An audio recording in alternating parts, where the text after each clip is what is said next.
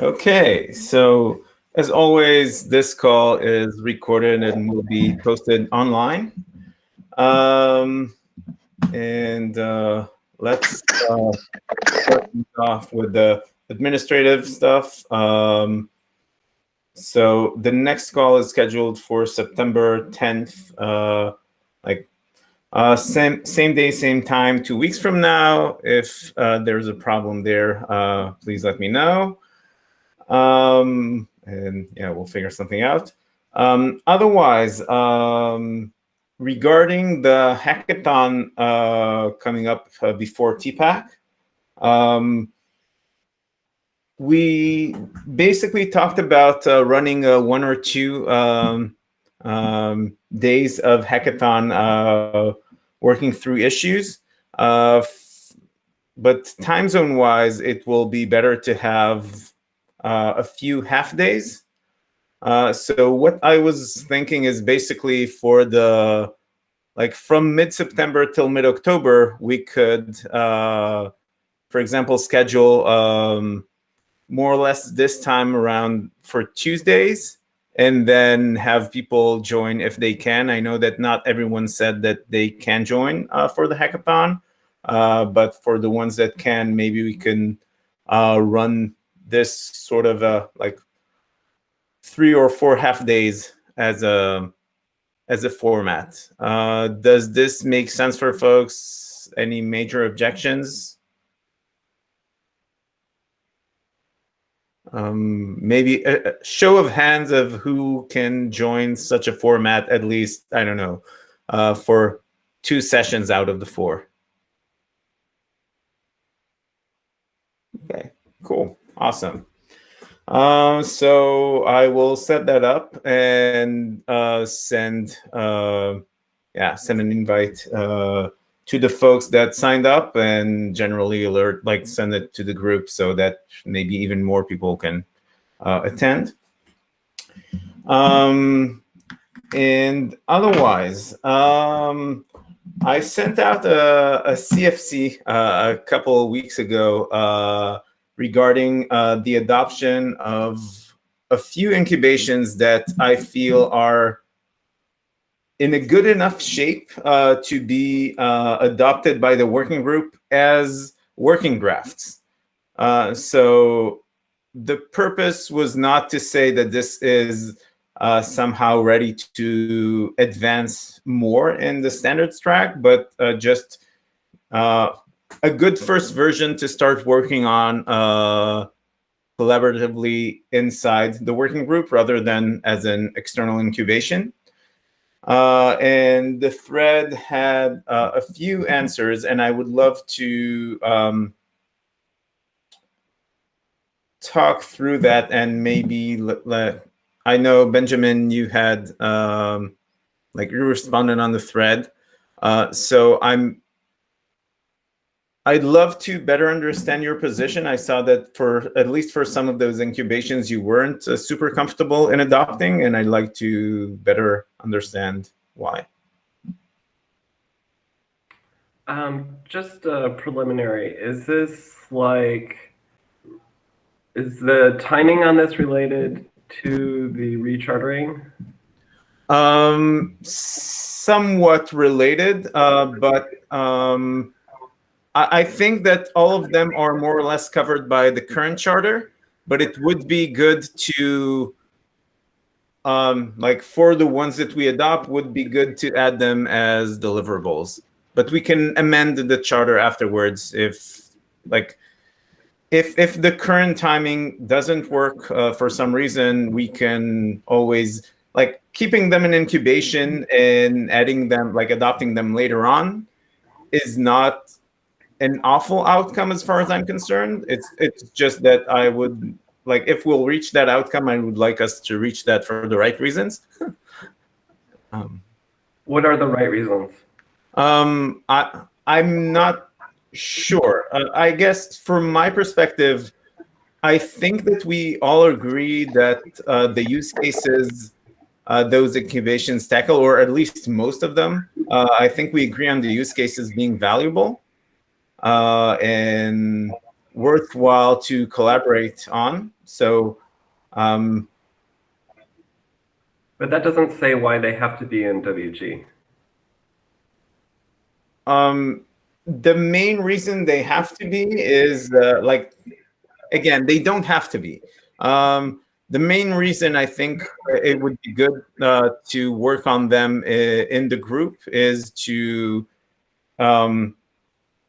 ensure that we're all comfortable collaborating on them and contributing to them, and ensure that we can basically discuss those issues, like specific issues, as part of the working group calls, rather than have them be as a separate incubation, which in my view will increase visibility into those issues, and visibility and collaboration between us all.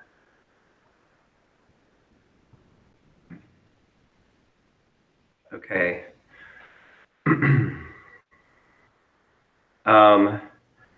I am a little uncomfortable about this because I don't really feel like there's multi-vendor consensus here. Although I do think a lot of these things are very useful and worth pursuing. I have been advised that I don't know. At this time, I think Mozilla feels more comfortable keeping them in incubation until we feel like there's a stronger consensus on putting them into WG. And I don't think like this actually will hurt the development of these proposals. Like I don't see any significant harm in keeping them out of WG right now. Okay. Does that at a future point, if we get like real consensus between the vendors, I think like that's a great point to move to WG. But that feeling is not there for me right now. Does that apply to all of the incubations listed? Because we have largest contentful paint, layout and stability, element timing, event timing, and is input pending. Where at least for is input pending, we already discussed this once in the group, but didn't really issue a separate CFC for. Do you feel the same way regarding all of those incubations? Did you feel like the call reached a consensus? At the time, yes. There was consensus on the call, and I did not send the CFC specifically for is input pending at the time.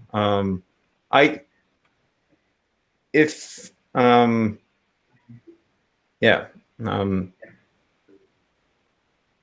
I would say though, from Apple's WebKit team's perspective, we're not interested in any of these specifications being implemented in WebKit.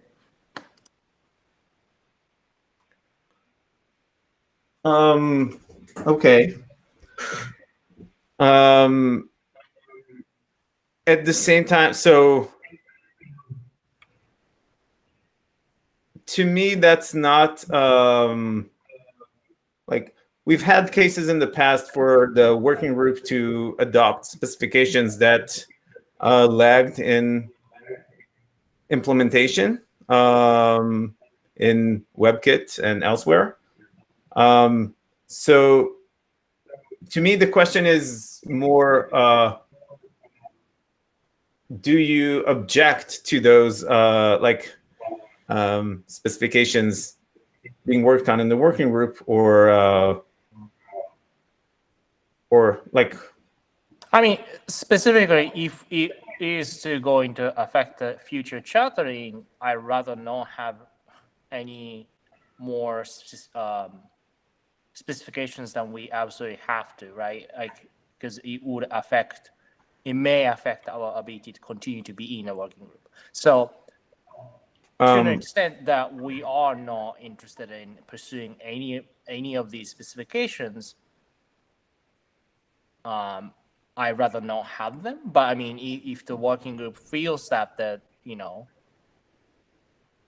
these specifications needs to be discussed in the working group, I mean, I don't know if I would strongly object to having these specifications, but like my preference is to not to have them. Okay.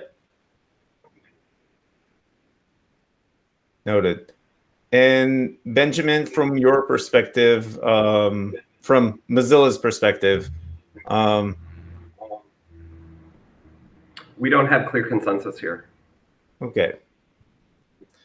And that is not a formal objection, which I believe is what you're looking for. That's more of an abstain, and I would repeat my request to delay this. Yeah. Okay. Until we get to a better place. It's worrisome when one of the main vendors says that they're not going to do this. That's not consensus. What about the users? Do we have like Steven or Gilles, for example? I wonder if you guys are interested in any of those proposals from a user perspective.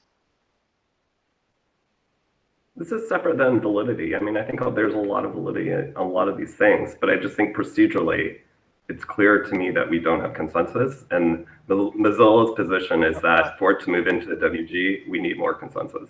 I understand your position, Benjamin. I'm not asking for your position. I understand it. I'm asking the position from other companies.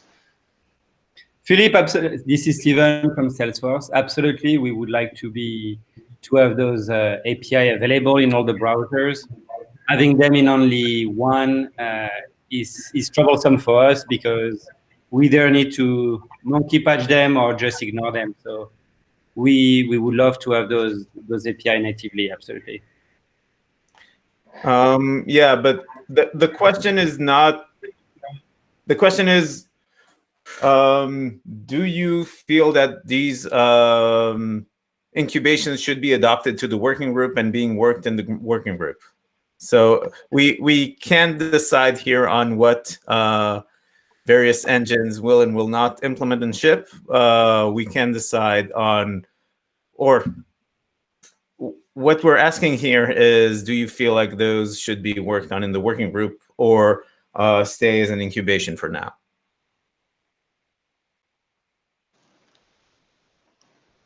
If that makes sense.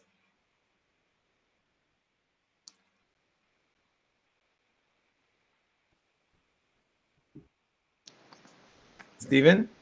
Yeah, I mean, it's hard for me to say as a user what exactly the difference is. I understand from, Benjamin and Ryusuke's point of view, but as a user, I'm part of the working group. I would rather them to be incubated, but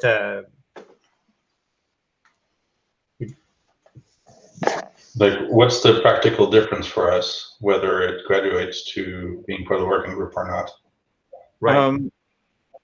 The practical difference from your perspective is that the various issues will be discussed as part of the working group issue triage and decision making versus just be worked on at GitHub. That's the most obvious practical difference.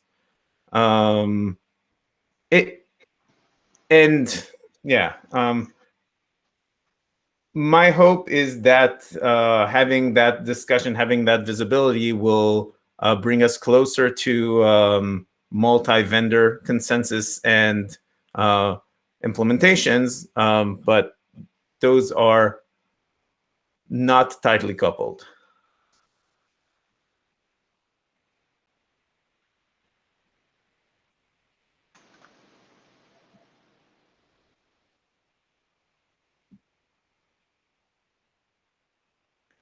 Let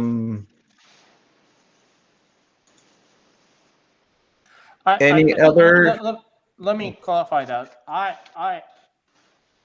I'm sympathetic to some of the use cases behind these specifications. I think our main concern is the specific solutions that these specifications present.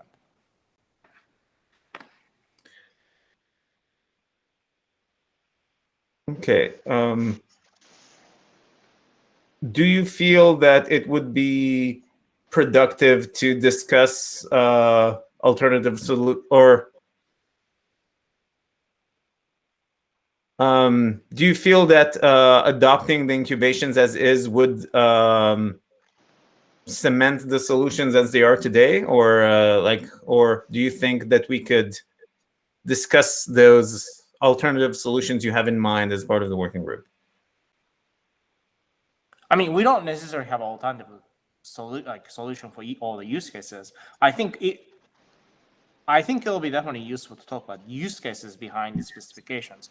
But I think for me, right, the most practical difference between the specification being a working group versus no being a working group is if you're effectively chartering. If these specifications are listed as deliverable for this working group, then it would have specific IP implications, right? And those, need to be reviewed for us. So that to me is the biggest implication. Okay.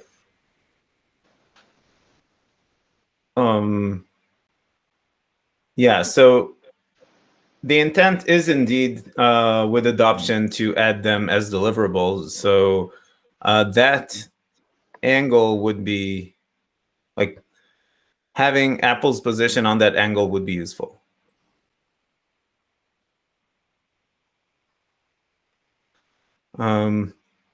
Any other users with opinions? I mean, as Akamai, we certainly have a stake in using all of these right now in for our customers and the products that we make and stuff like that. I would personally prefer that we have the ability to discuss them within this working group, because I think there's a lot of broad implementers and users that uniquely get together for this working group to call and discuss them. But I'm certainly opinionated as being one of the chairs of it as well. So anyway, from our perspective, like all of these specs themselves, we have a use or interest in using, and would like to try to get consensus across the vendors to see what concerns they would have or how we would implement them, or get to a happy endpoint.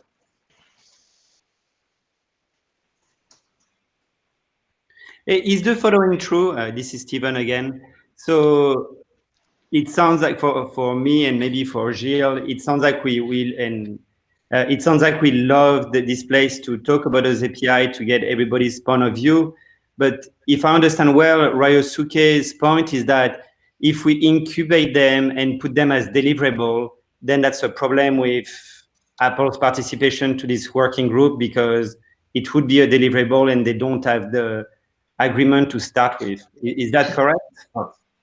I don't believe that was what Ryosuke was saying. Having something as deliverable doesn't mean that every implementer member has to implement it, but there are intellectual property implications on something being a deliverable, and this is what I believe Ryosuke mentioned that he will need to check. Is that a correct Yeah, statement? I mean, I'm not saying that it would immediately cause an issue for us, right? I'm just saying that having more deliverable would mean that I would have to do things. So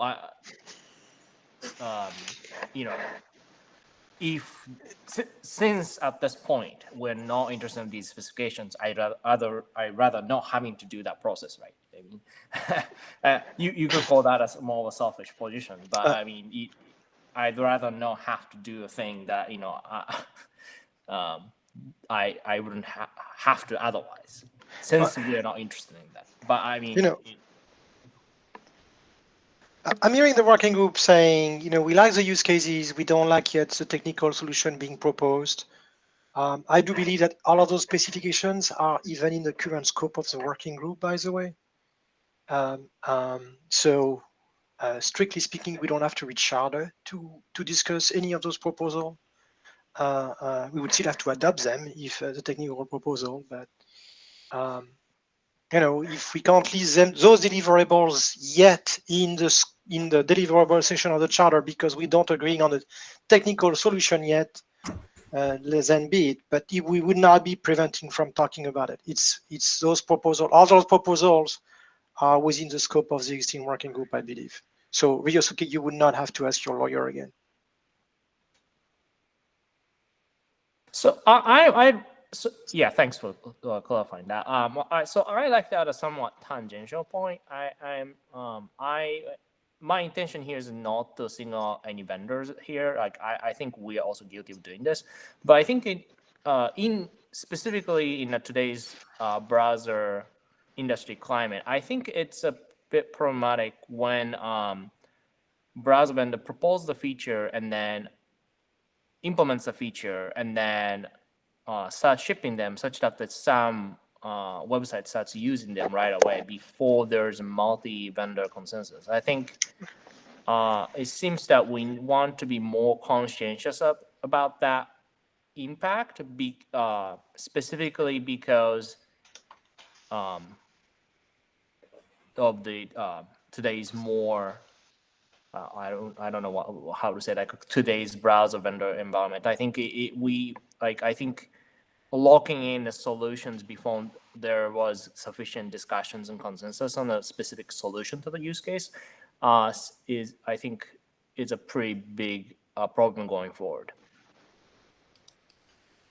I don't think that this is the subject we're discussing here, and that seems somewhat out of scope for the working group discussion. Well, I mean, I think that the reason we're discussing adapting the specifications is because we believe these are in a good state. I don't feel that way because, frankly, we don't believe any of these specifications are good solutions to the underlying use cases, right? I think and I have heard voices that the people who are maintaining websites would like these specifications, and I believe the reason they're saying that is because there are some implementations out there, right? And people believe that these would become reality. I mean, if there were no implementations, why would anybody think that? The reason people, well, so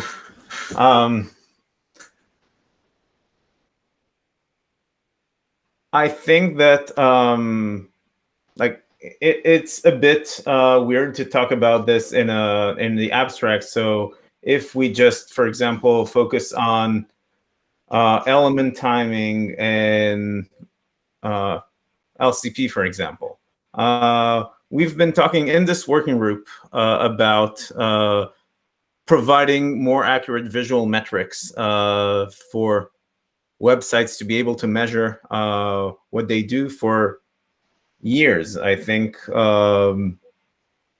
at least 5 years, probably before, but that was before I joined. So this is not like the use case is something that people are interested in measuring. The use cases seem, at least to me, like things that we have been discussing here for a long while. I agree. Use case we have been discussing for a while, right? I think concern here is that there have been multiple proposals, multiple discussions on how to solve each problem, and these are like one type of solutions. And I'm not sure if I recall correctly, or if you recall, but I'm pretty sure I have raised multiple concerns about these particular element timing and the largest content of frame. Like I have raised multiple concerns and issues with them. So I definitely remember that, but yeah. So I am a bit confused as to why we think they have been incubated and they're in a good state to move forward in the working group.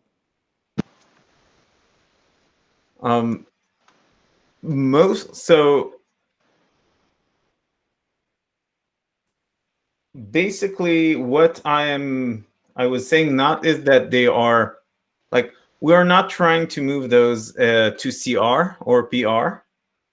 We are trying to get them adopted as working drafts, which I don't know. Traditionally, working drafts have been just that, an initial draft of a specification. So I don't think there's necessarily a quality bar here. At the same time, I understand that we don't have consensus. I mean, I understand that there's no quality bar for the draft per se, but I mean, whole point of incubation is that we incubate so that we have a good sense that, okay, the solution is a good fit for this use case, right? I mean, Yeah. that isn't the whole point. I mean, if that were not the case, why do we incubate at all? Why don't we just start all the ideas in the working group directly? So here, I'm specifically concerned that, like, I have raised multiple concerns about all these specifications in the past, and it seems like that did not affect any of the solution shape, right? As far as I could tell, the solutions being proposed for each use cases has not changed since I have given those feedbacks. So I have. Can you be precise about what feedback was ignored? Because Well, I don't think we want to go into all the details about Well, the specific I mean, specifications here. sure, but I would like to clarify exactly what we have ignored, because I feel like I'm not saying we've you have presented. I'm not saying you have ignored, but I'm saying that I don't feel that those concerns I have raised are addressed. Therefore, yes. I don't feel that any of these APIs are appropriate solution for any of the use cases underlying them. I feel like so. My recollection is that for LCP specifically, so LCP was arguably the most contentious one of the incubations discussed. If I recall correctly, it was presented multiple times to the working group. You raised concerns, and you and others raised concerns. And I believe Annie presented data to address those concerns. And from my recollection from that meeting, we left the meeting feeling that the initial skepticism was addressed. If that's not the case, then it might be worthwhile to to point out again what concerns you may have. But I mean, I mean, we can go into this discussing largest contentful pain if you like, but I think I do recall that discussion, and I do recall that the data was presented, but data was presented based on the data that was gathered on Chrome, right? I mean, I understand that it would work specifically the way Chrome paints, and paints during the page load. I have no doubt about that, right? And people believe that that's a useful metric. I have no doubt that. We do not believe it would work in Safari because our painting model during the page load is very different from other browsers. And for that reason, we don't believe it would be a useful metric. I mean, also, like, what's important during a page load is a bit subjective, right? Like, depends on what your user experience ought to be and what you value in terms of user experience. For the longest time, Safari refused to paint any part of the page until the entire page was ready to be painted, because we didn't want the page to be kept moving around and repainting as the page loaded, right? So, I mean, some people may think that's a bad user experience because user would like to see any content ASAP and then want the painting to be updated. But that's just not the way we thought users would see, and then we thought that was the worst experience. So I think, I mean, to that extent, I think what is important for the user experience is pretty subjective, right? So I'm not even sure it's something that working group could even come to consensus about. But I think as an implementer, we have a pretty serious doubt that in fact, we have pretty large objection to having the largest contentful paint as a metric on a page load, because that might encourage websites to optimize the wrong thing for Safari. So I think,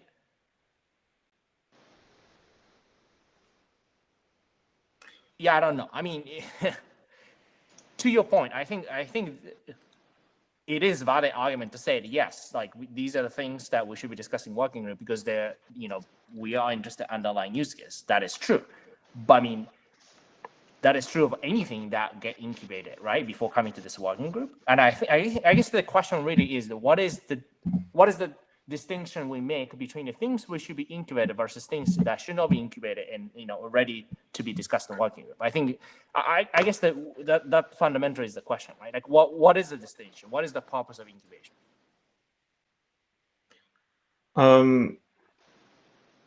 So yeah, a few points that you raised there. So I want to maybe address them before that question. So regarding the painting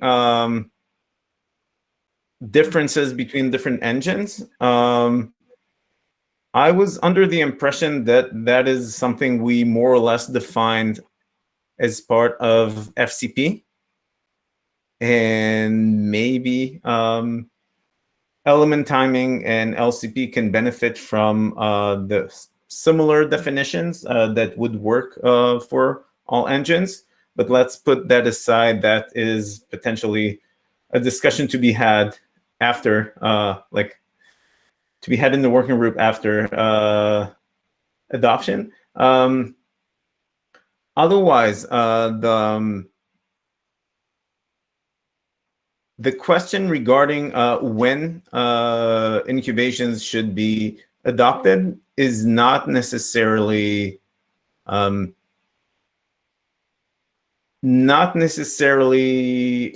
well-defined line. It has been, so with my YCG hat on, this has been something that was mostly working group driven. So incubations were adopted when working groups decided that this is something they want to work on inside the working group rather than as an external incubation. So it was a working group by working group decision. There is no strict criteria. Yeah, I guess it's a question of, it's potentially a question to the working group. When do we feel that a use case has been clear enough and a solution has well enough defined shape that we want to work on it inside the working group rather than as an incubation?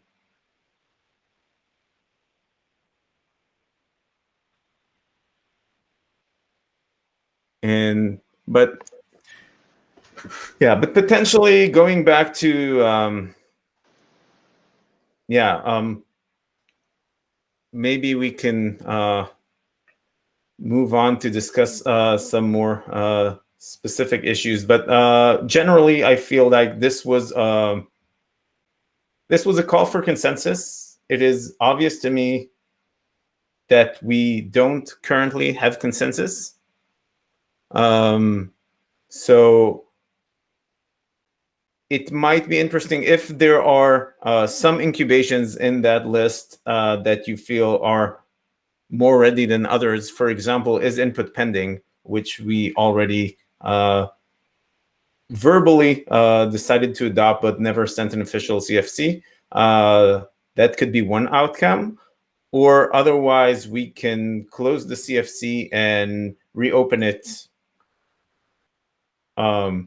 in a few months, or because essentially, I believe, Benjamin, you asked for an extension till TPAC.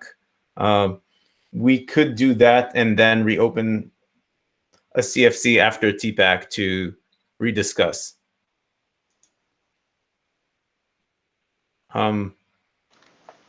Does that make sense? Yeah, and I think like something to think about is maybe automating that process so that like every 6 months we have like a show of hands or a status on like, what do we think of, what's the current thinking on incubations? You know, like regularizing that process might be helpful in getting us towards consensus, which is what I'm really going for here. Just a suggestion. Yeah, that makes sense, other than, yeah, the fact that the automation will probably be a notification in my calendar, but sure. we can make it a regular cadence to ping the group and get like check the temperature on the various incubations. Yeah, that would be really appreciated. I would thank you in advance for that. Sure.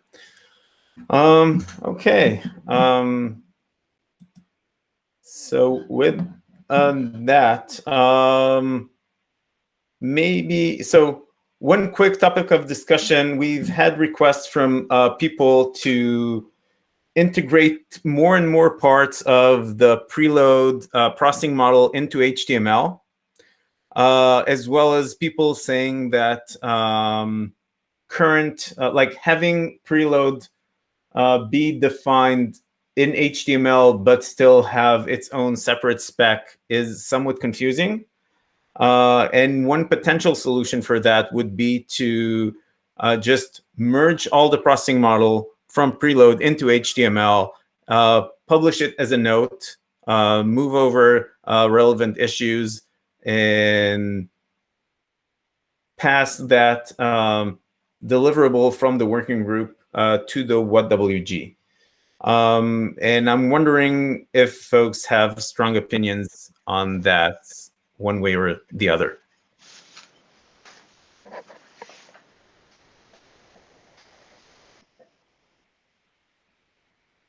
Sorry, is this the issue 147? 154. 154, and but I get the wrong one. There's actually, I think, 2 or 3, yeah. so it might be. Yeah, 147 is also related because it's, yeah, that's the issue that I referred to, trying to like basically move more of the processing model into HTML.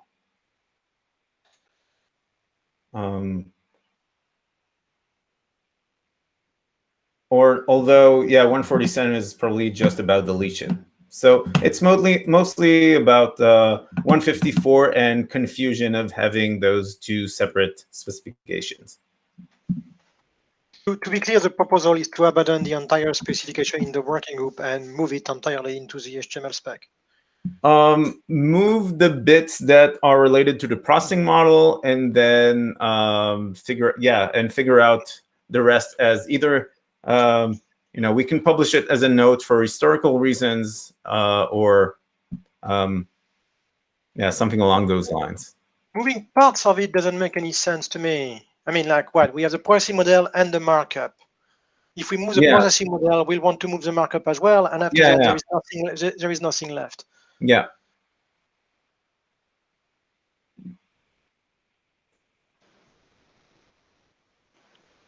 So once people give their opinions, I can give you practically what it means doing that, by the way. It's not as simple as it sounds. Okay. Unfortunately.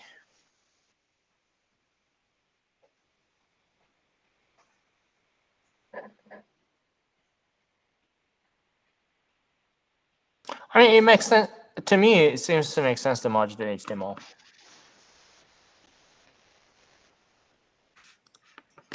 Given, you know, the rest of the link element processing models there.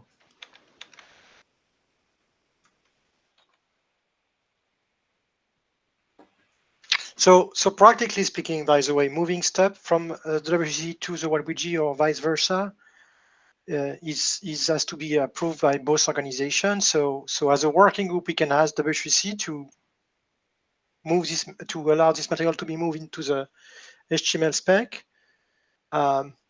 The bad news is you are number 4 or 5 on the to-do list.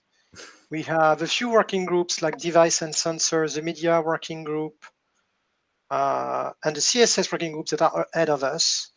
And due to the summers, meetings between the WebPerfWG and WC have been spotty at best. So it may take us a month or two to get back to you guys and say, yeah, we can do it. Just because of the backlogs that we have of agenda items between the two organizations. At the top right now of that list, if you're curious, is WebIDL. Yeah, I mean, I don't think any of this is urgent. Okay.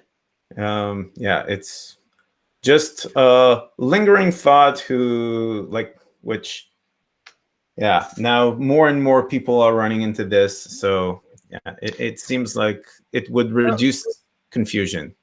No, I agree, it makes sense. So what I can do is take an action item to bring that up between the two organizations, and we don't be surprised if we don't come back to you guys before TPAC. Sorry, there is just a long set of agenda items. Yeah, that's fine.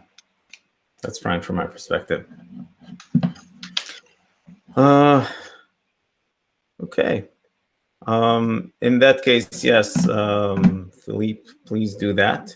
And Nicholas, do you want to talk about event timing versus long tasks? Sure. So there was, I think, WebKit dev thread about event timing. So I just wanted to open for discussion again to clarify the use cases and like differences between long tasks and event timing. So in particular, I guess there was some concern that since long tasks is already, I guess, adopted, there was concern that maybe event timing solves similar use cases. Is that accurate? Ryosuke. Let me pull out note.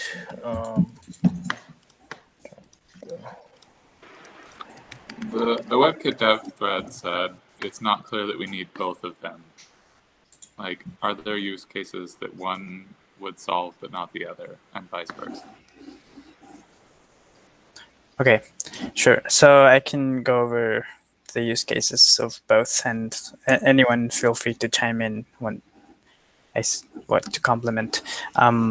So for long tasks, it is true that one of the use cases is to ensure that the website is able to respond to user input relatively quickly, right? Because if you have a long task and the user inputs, say, near the beginning, then that means that the input delay for that input will be high. So that is certainly one of the use cases. There are, however, other use cases. For example, another use case is to ensure that animations that run in the main process or the main thread run smoothly. Because again, if you have long tasks, that's not going to be possible. Another use case is for websites to try to manage the amount of battery drain that they cause to a phone, because CPU usage is tightly linked with, well, battery consumption, right? So by measuring long tasks, you basically ensure that you keep the battery usage as low as possible.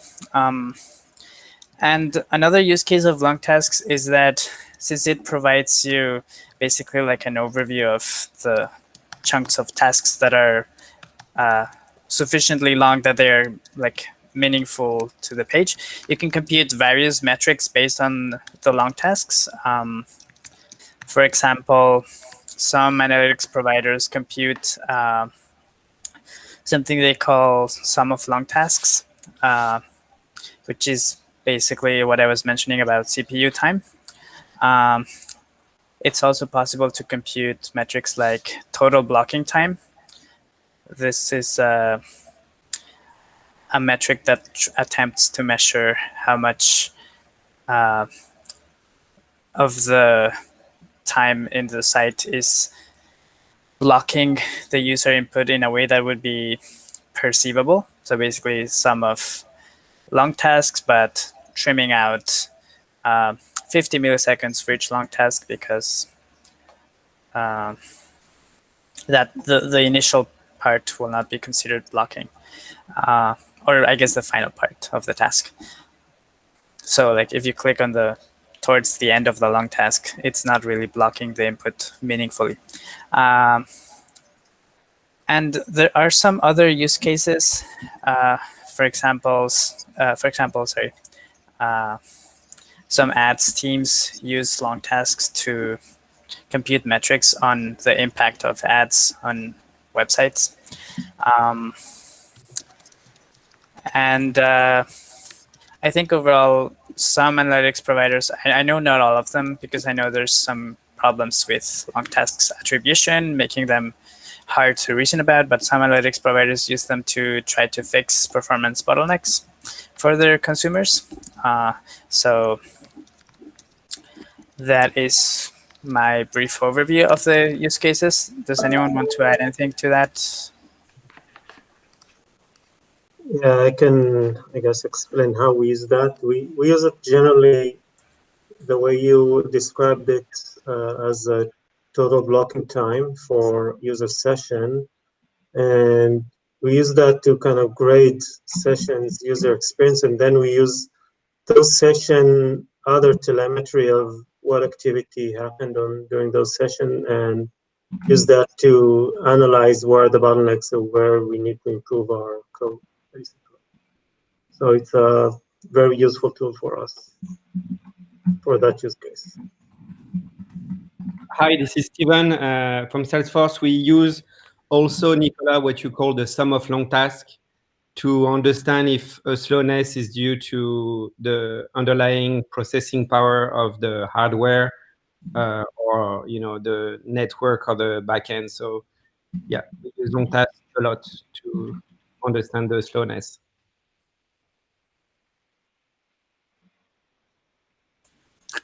Thanks for providing anecdotes.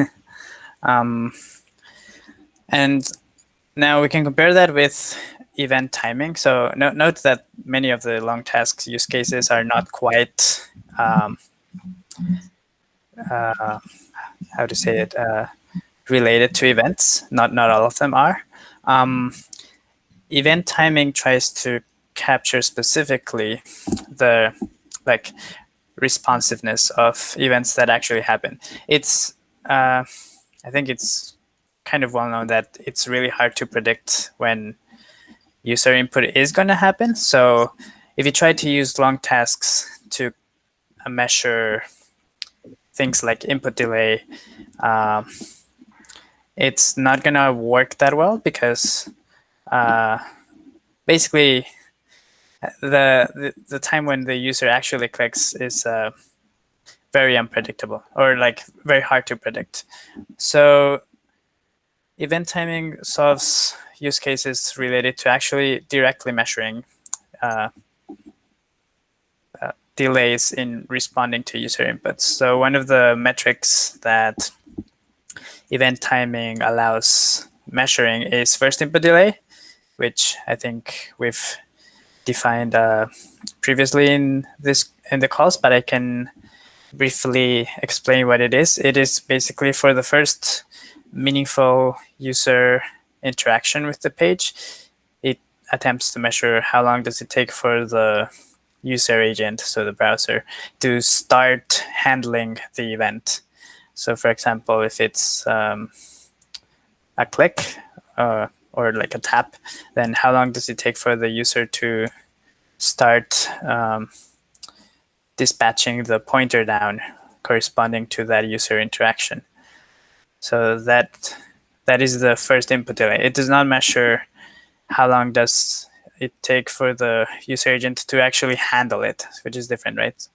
Time from when it happens to when it starts handling it, and then the actual time it takes to handle the interaction. However, event timing also lets you measure the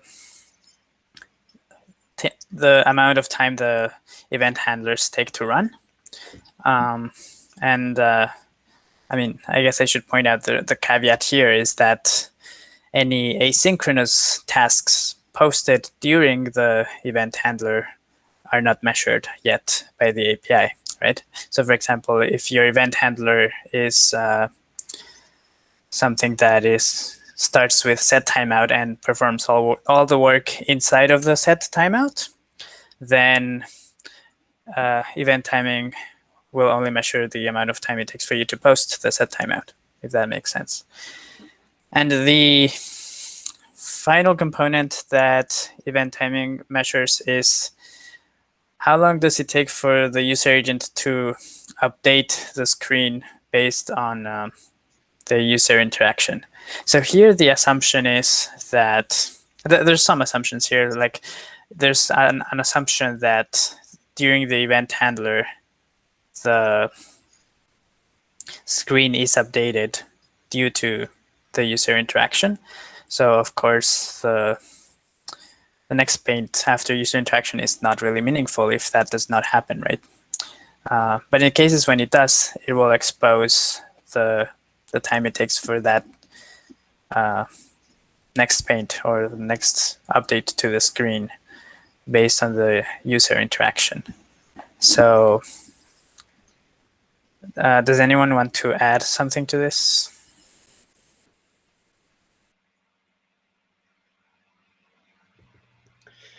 I'm not sure how useful this is, but long tasks seems to be good at predicting issues. I mean, in terms of battery usage, it reports a real issue, but in terms of smoothness of animations or user real responsiveness to input, it's a predictor. It doesn't actually measure the underlying thing. So event timing actually measures the underlying thing.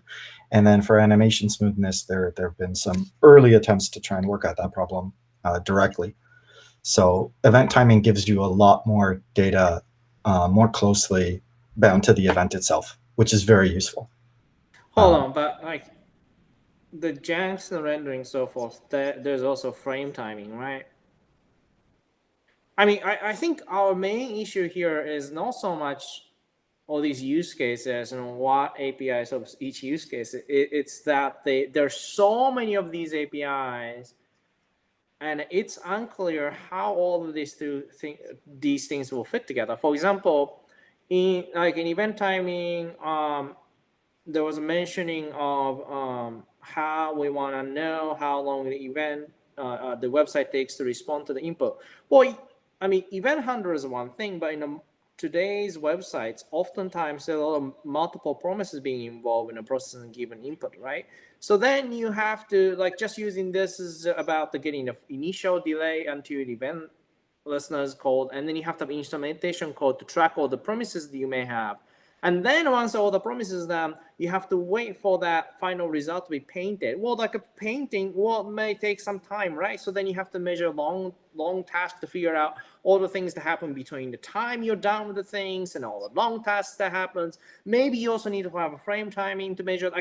All these things, you have to have 6 different APIs combined, just get the single picture of how long input take actually, took from the user going to the website and then going to the screen again, right? That doesn't seem right. Why are we creating all these different APIs to solve the underlying problem? Okay, I want to know how long it took for an input, let's say tap from the user, and for me to update DOM, and then for it to go back to the screen. Why do we need to use all these different APIs to achieve that?